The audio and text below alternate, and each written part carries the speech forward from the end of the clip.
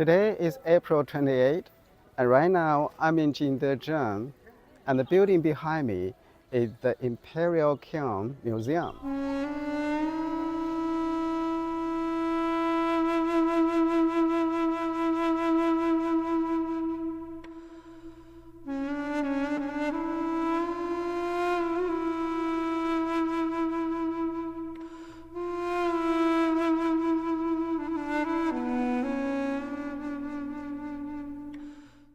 I came to Jingdezhen just to look around a bit.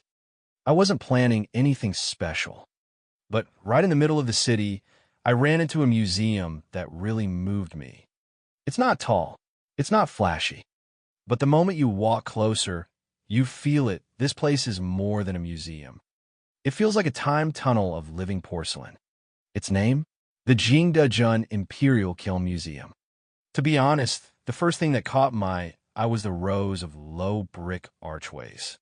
They're small, not huge, but there's something about their old and quiet style that pulls you in.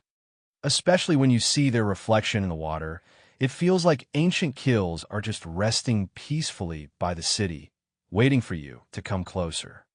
The museum was designed by Zhu Pei, a very well-known architect in China and abroad.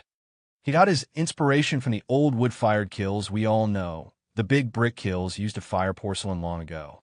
But he didn't just copy them. He translated that feeling and warmth into modern architecture. The arches here aren't perfect or all the same. Some are a little tilted, a little uneven.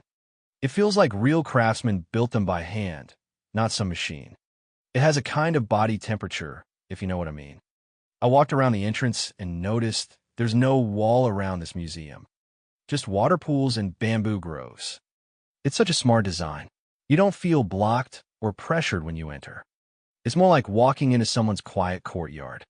When the wind blows, the water ripples softly and the reflections shimmer. It's so peaceful. It's like the whole city suddenly goes quiet. Once you walk in, you pass through a long arched hall. There are skylights in the roof, and sunlight slants down from above. It feels like you're walking inside an ancient kiln, half dark, half bright. Very atmospheric. The museum has 2 floors. Upstairs is a permanent exhibition. Downstairs feels more like an active archaeological site. Every exhibit is displayed in a glass room, so you can get really close. And you can even see the broken porcelain pieces being restored below, like the past and present are layered together. It's a magical feeling. And what surprised me the most, there's an actual Ming Dynasty kiln site preserved inside. It's right next to a sunken courtyard. You walk through the archways, and suddenly, boom, you're standing in real history. Sometimes you'll see restoration workers carefully fixing the old pieces, like doctors for porcelain gently mending these treasures from the earth. What makes this museum so special is the combination of arches and sunken courtyards. There's even a science to it. In summer, this design lets the wind move naturally, keeping the space cool without air conditioning. There are bamboo plants growing in the courtyard, and when the wind blows, they rustle, just like summers in southern China. And this place isn't just for exhibitions. There's a bookstore where you can read about porcelain or sit in the cafe, look at the water, and just zone out for a while. The best part? The tea room. It's under one of the archways, half outdoor. Sunlight hits the table, and the air even carries a faint smell of fired bricks. At that moment, I really felt like I had traveled through time. Now you might ask, isn't this a modern museum? Well, yes and no. It's a mix of modern and ancient. Some of the bricks used outside are old ones taken from torn-down kilns. Some are new, but when they're put together, you can't even tell the difference. It doesn't feel cold or industrial. It feels like something that grew out of this city. And that's exactly what the architect wanted to show, that the bricks, the arches, they all belong to this land.